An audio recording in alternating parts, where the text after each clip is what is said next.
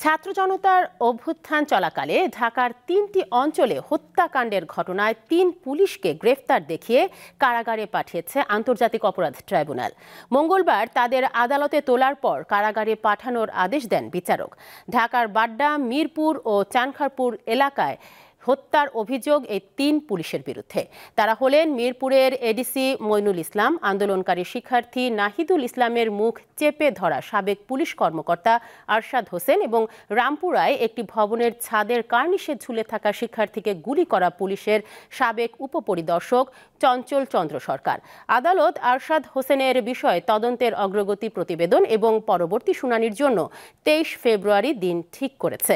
আর বাকি ২ জনের বিষয়ে তদন্তের অগ্রগতি প্রতিবেদন এবং পরবর্তী শুনানির জন্য ২৪ মার্চ দিন ঠিক করা হয়েছে। বৈষম্য বিরোধী ছাত্র আন্দোলনের সময় একজন ছাত্রকে যে মুখ চেপে ধরেছিল সেই পুলিশ অফিসার ছিলেন আরশাদ, তাকে আজকে গ্রেফতার করে ট্রাইব্যুনালে হাজির করা হয়েছে। কার্নিশের সাথে ঝুলন্ত এক নিরীহ 18 বছর বয়স্ক ব্যক্তিকে বারবার গুলি করছিল, সেই গুলিকারী ব্যক্তি চঞ্চল চন্দ্র সরকার, তাকে গ্রেফতার করে আজকে ট্রাইব্যুনালে হাজির করা হয়েছিল। আরেকজন আসামি এম মইনুল ইসলাম,